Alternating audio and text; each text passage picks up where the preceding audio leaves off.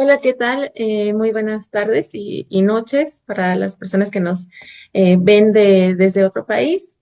Mi nombre es Jessica Salas, consagrada nazarena. Pertenezco a la comunidad Nazarenos Perseguidos, fundados por la hermana Guadalupe, Jimena Rodrigo y Charly, ambos de origen argentino. Les damos la más cordial bienvenida a la agencia, ¿no? El espacio informativo donde damos voz a la iglesia perseguida. Defendemos la libertad religiosa y compartimos el testimonio de fe de los cristianos en el mundo. Hoy abordaremos un tema de gran relevancia para la Iglesia Universal: la persecución cristiana, sus nuevas manifestaciones y el llamado urgente a sostener a nuestros hermanos en la fe. Gracias por acompañarnos en esta misión especial. Y bueno, para profundizar en este tema nos acompaña Luis Ramírez, licenciado en Filosofía y maestro en Educación, reconocido formador católico y especialista en el acompañamiento de jóvenes y familias. Actualmente es profesor en la sección universitaria de Sede Sapiencia, eh, cofundador de este programa académico, así como docente en el Colegio Altamira, La Cima, donde imparte filosofía, español, ciencias sociales, historia, matrimonio y familia.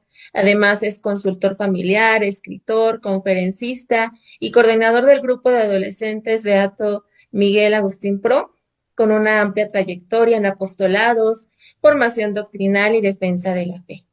Le damos la más cordial bienvenida, Agencia NUN. ¿Cómo estás, Luis? Muy contento, agradeciendo nuevamente la invitación. Es un gusto siempre ocupar cualquier espacio en el que podamos dialogar al respecto. Entonces, encantado de estar aquí acompañando a la agencia. Muchísimas gracias. Luis, desde tu experiencia filosófica y pastoral, ¿cómo interpretas el crecimiento de la persecución cristiana en el mundo y qué factores culturales están impulsando este fenómeno? Bueno, mira, esa pregunta es medular, diría yo. Y creo que si quisiera comenzar a responder, tengo que iniciar diciendo que es una consecuencia real y anunciada de nuestro Señor Jesucristo para su iglesia, ¿no? Ahora sí que, no habiendo nada nuevo bajo el sol, no de sorprendernos la persecución que podemos encontrar en cualquier medio en este mundo, ¿no? No es algo que no nos haya anunciado nuestro Señor Jesucristo.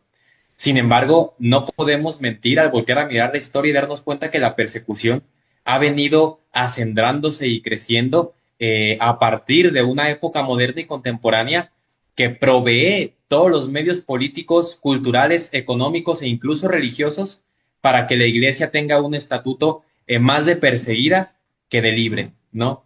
Si uno voltea a ver los principios revolucionarios, si uno voltea a ver los principios constitucionales, si uno voltea a ver la política moderna, se va a dar cuenta de que el terreno está dispuesto para la persecución, voy a decirlo así, de cualquier institución que defienda la verdad. Cuanto más a una iglesia que tiene la osadía de presentarse y de abanderar la única verdad revelada y de presentarse como la religión verdadera, ¿no? Con muchísimo testimonio de fondo. Claro que es de algún modo levantar la mano y hacerse acreedores de la persecución, ¿no? Entonces, en ese sentido es una consecuencia lógica y real, no nueva para la iglesia, ¿no? Pero que nos tocó vivir en este tiempo, ¿no? De diferentes maneras tal persecución y que podemos abonarle más adelante, ¿no? Y en general, creo que los factores culturales que aportan, ¿sí?, a esta persecución, bueno, hay de diferente índole, ¿no? Pero me atrevería a referir cuatro de manera muy clara, ¿no? Primero, el factor político, ¿sí? Cuando uno entiende que la política es esta ciencia moral que busca el bien común, pues en aras de este bien común debería funcionar la política, pero no es así, ¿no? Y una institución, una iglesia que levanta la mano por los necesitados, por los marginados, por los que vienen a las periferias, dígase en pobreza económica, dígase en pobreza espiritual, dígase en persecución de diferentes tipos, ¿no? En opresión de diferentes tipos. Recordemos que Jesucristo hizo una opción por estas personas que eran relegadas en la sociedad, ¿sí? No es una mera cuestión progresista o economicista, no, sino de muchos factores, ¿no? Hay muchos tipos de pobrezas, ¿no? En ese sentido, una institución que levanta la mano ante una política que lastima la naturaleza humana se hace acreedora de persecución. El factor económico, bueno, Yo creo que basta ser honestos con voltear a mirar cuál es el combustible que mueve el mundo moderno. Y es el dinero, el poder, ¿no? Una iglesia que se opone a esto, que denuncia a los poderosos, que atentan contra los hijos de Dios, se hace acreedora de la persecución. El factor ideológico tan sembrado a través de agendas políticas, de agendas de gobierno, ¿no? De agendas de colectivos. Una iglesia que denuncia estas ideologías, que busca el sano desarrollo, que busca el bien real de la naturaleza humana y que tacha de mentira y que denuncia como falsas a estas ideologías, incluso demoníacas, se hace acreedora, claro, de la persecución a nivel ideológico, ¿no? En el campo de las ideas. Y por último, no menos importante, yo creo que el aspecto sincretista es un factor clave. ¿Por qué? Porque en un mundo que quiere vender un relativismo en cuanto a las ideas, en cuanto a la verdad, encuentra una enemiga en la religión que habla de la verdad. Y de la verdad no como un concepto abstracto, sino como una persona. Una iglesia que nos habla de la verdad que se encarnó, de una verdad, y eso es muy importante acentuarlo, que excluye otras verdades religiosas que son falsas, que excluye las ideologías ya mencionadas, que busca la verdad auténtica y que da muestra de que no puede mezclarse con las mentiras del mundo, se hace acreedora naturalmente de una persecución sin tregua alguna. Muy bien. Hoy vemos persecución física en algunos países, pero también formas más sutiles de exclusión y censura. ¿Cómo identificar estas nuevas formas de persecución contra la fe cristiana? A ver, esto es algo muy interesante. Eh, yo creo que la persecución contra la verdad cristiana, contra el cristianismo mismo, se da en todo nivel, en todo espacio, en todo contexto, en todo ambiente, donde reconociendo la verdad se busque silenciar. Claro que el nombre por antonomasia de la verdad es Cristo, ¿no?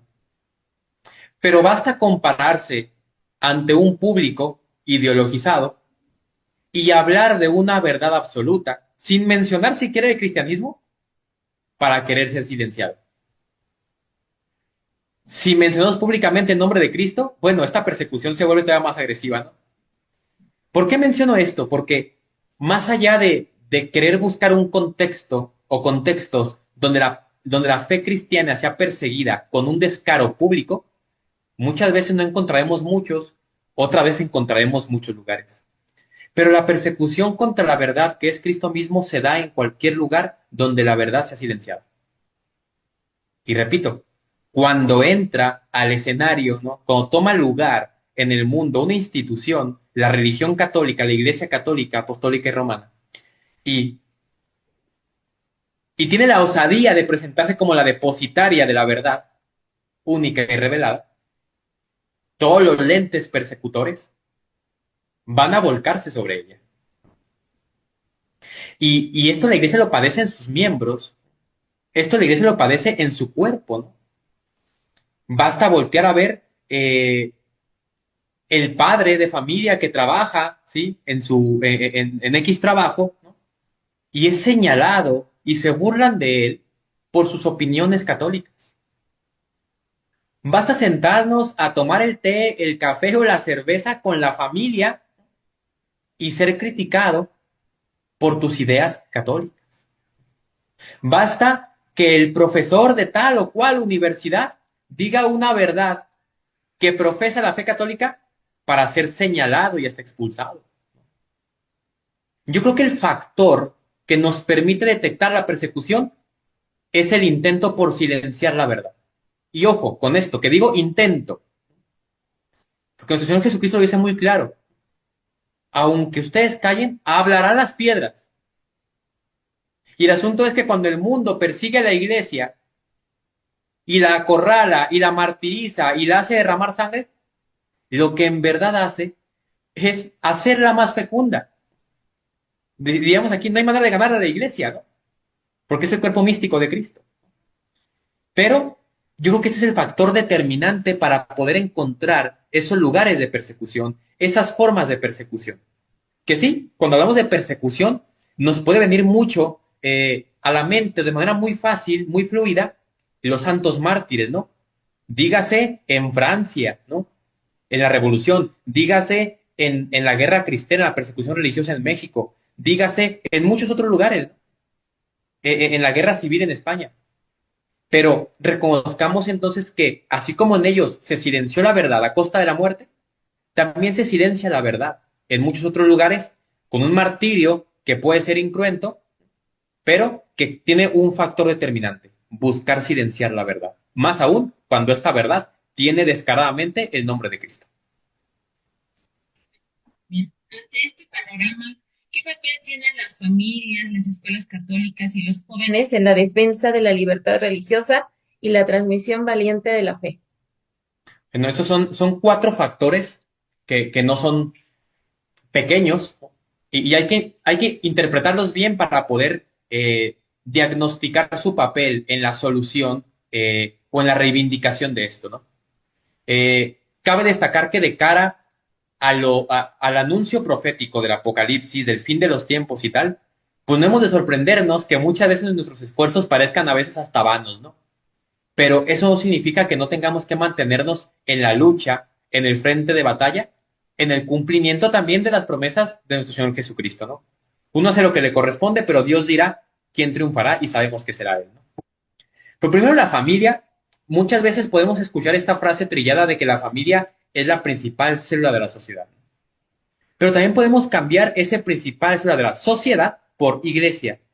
Y ahí entonces aparece con muchísima luz el papel importante de la familia, como iglesia doméstica.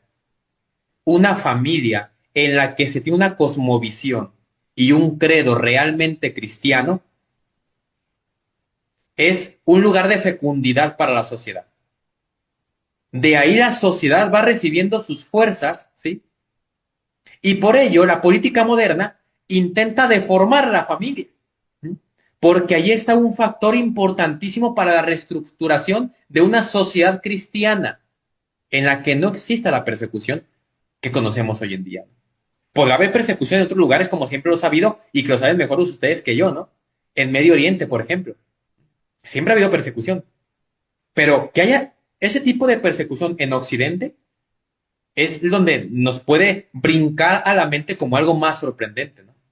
Y en Occidente, que no es natural, por decirlo así, esta persecución, bueno, la familia es un baluarte, un bastión, un lugar, ¿no? Segurísimo donde se puede restaurar esto, ¿no?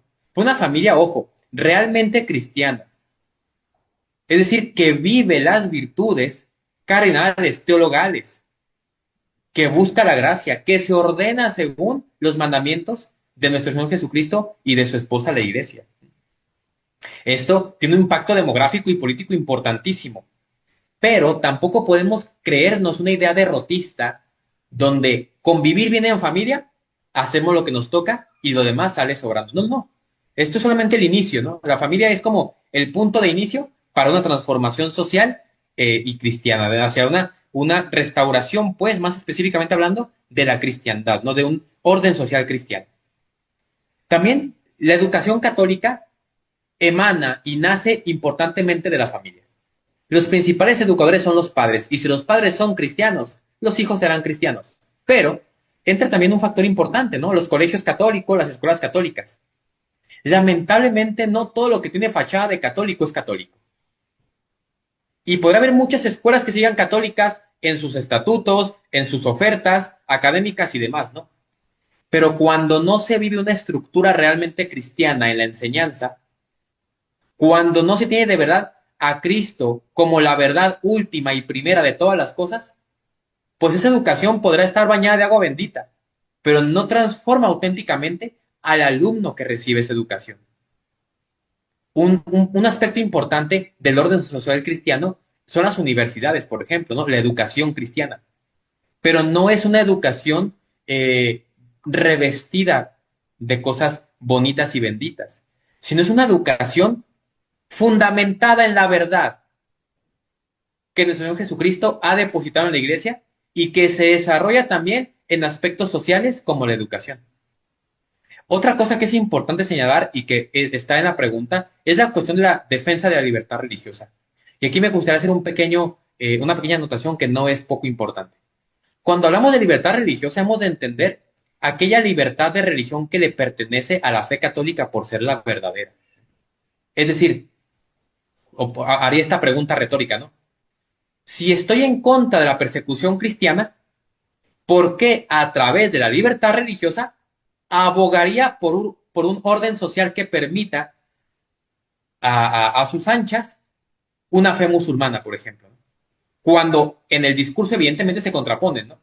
Es importante entender que la doctrina católica defiende la libertad religiosa en favor de la religión católica. Por ser la verdadera, le corresponde esa libertad, ¿no?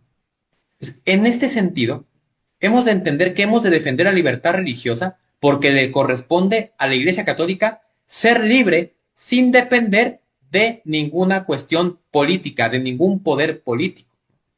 Es algo que los papas han venido diciendo desde hace siglos, pero que muchas veces no os queda muy claro a los católicos de a pie. En un orden social cristiano que busca eludir, que busca acabar con la persecución, hemos de entender que la libertad religiosa le corresponde a la religión verdadera. Y por último, la transmisión de la fe ha de ser muy valiente, sumamente valiente, pero sin irenismo, pero también sin temeridad. Es decir, a lo largo de la iglesia, de la historia, perdón, vemos que la iglesia ha tenido una serie de luchas que librar en la que los papas, por ejemplo, han invitado a la guerra a través de las cruzadas, ¿no?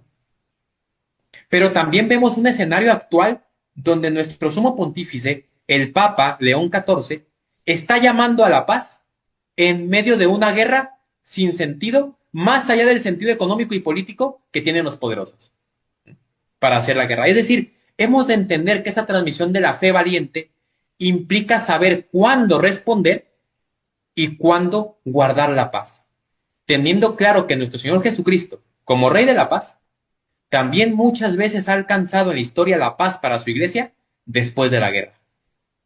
Es decir, no tenerle miedo a este aspecto combatiente y confrontativo de la fe católica, que le es natural, pero también saber asentir la paz en medio de un mundo que busca la guerra por poder político, por poder económico. Y ahí la iglesia tiene que ser valiente para defender la paz, para oponerse a la guerra cuando tiene que oponerse, como es el tiempo actual. Vemos un ejemplo en León XIV que está siendo sumamente valiente al denunciar una guerra que no tiene ni pies ni cabeza, y también encontramos testimonios de fe valiente, de transmisión de fe valiente en otras épocas donde el mismo Papa llamaba a la guerra. Esto es muy importante, entender esta riqueza de nuestra fe, que sabe actuar de forma determinada en la época que le corresponde y que hay que ser valiente al participar de esa respuesta de parte de la Iglesia Católica. Muy bien, pues agradecemos profundamente a Luis su presencia en la Agencia ANON y sus valiosas reflexiones sobre la persecución cristiana. Su mensaje nos invita a comprender que la defensa de la fe no solo corresponde a quienes hoy sufren violencia directa, sino también a cada familia, escuela y comunidad que está llamada a vivir el Evangelio con valentía. Sigamos unidos en oración por la iglesia perseguida y en la misión de formar generaciones firmes en la verdad. Pues muchas gracias por acompañarnos, Luis. Realmente son valiosísimas tus reflexiones y pues bueno, Dios siga fortaleciendo tu apostolado y pues también tu defensa por la verdad. Muchísimas gracias por la invitación nuevamente. Esperamos seguir compartiendo. Es un gusto, repito, tener estos espacios donde siempre, por pequeño o grande que sea la semilla, vale la pena sembrarla. Un gusto estar con ustedes y espero nos encontremos en el cielo. Muchísimas gracias, Luis. Dios te bendiga. Dios les bendiga.